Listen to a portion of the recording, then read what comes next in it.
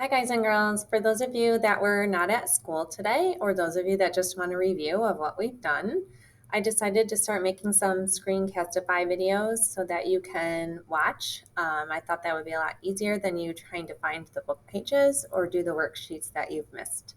I also have notes that we've taken in class for anything that we've done, and I can get those to you when you return. Hopefully I will see you soon. Okay, I'm going to switch to a different screen here. And I want to show you that one of the things we've been working on is just trying to take different scenarios and match the graph that's given with the scenario. So I already have the answers here, but one of the things that I want to show you that we talked about in class was looking at keywords that will help you figure out which graph matches with which scenario. So I have circled here some keywords like slowly and gradually. And up above, I've taken some notes for you to tell you that if the graph has the word slowly or gradually, that means the graph is going to curve because it is a slow process. Just like when we did our jumping jacks, this would be an example here. We started doing jumping jacks. We went at a pretty good pace. As we kept doing the jumping jacks, we started to slow down. Okay. If we're looking at a graph that says it has something like a steady pace, that would be when we did our jumping jacks and somebody happened to time it just about perfect and did about 10 jumping jacks every 10 seconds, 10 jumping jacks every 10 seconds, another 10 jumping jacks every 10 seconds. That would be a steady pace. This could also be called a steady rate or a continuous pattern.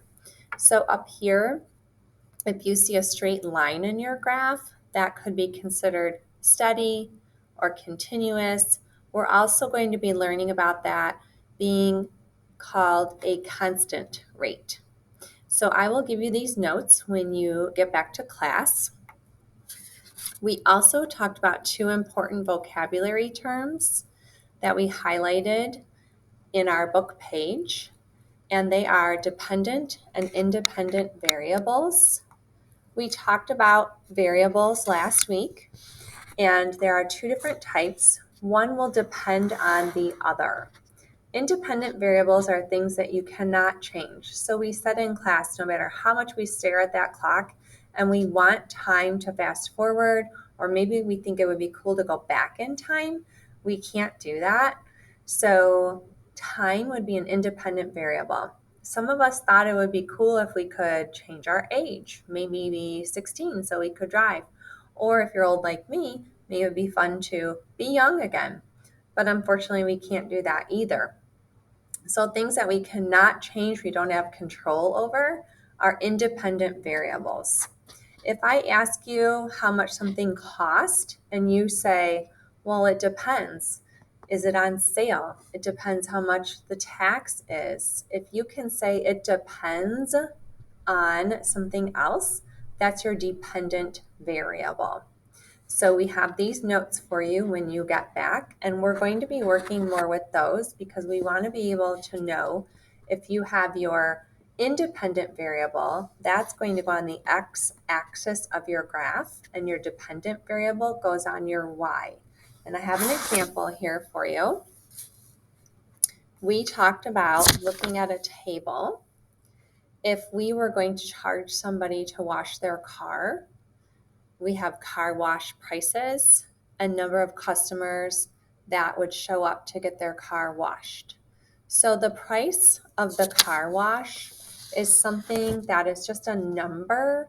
We're just listing prices. That's our independent variable. We also know that because if we look back at our table, it comes first. And we did say that was a key. If it comes first in the table, it's going to go first on the x-axis in our graph. Number of customers that would get their car washed depends on the price, and that's our dependent variable on the y-axis. One more thing I want to point out about this graph is it looks very different from what we've graphed in the past. All the other graphs we've done so far have started at 0, 0 and increased or maybe decreased and increased again. This graph does not start at 0, 0, and that is okay. You do not always have to have a point here to connect. This graph looks different because it's saying $4 for a price, we would have 120 people come and get their car washed. But if we make the price higher, like $14, we're not going to have as many people come and get their car washed. So we focused on our two important vocabulary words, where they are in a table, where they are in a graph, how to read a graph, and we're going to continue doing that again next week. So if this seems a little overwhelming to you, it's okay. I can explain some more when you come back. I just look forward to seeing you again. Okay? Thank you.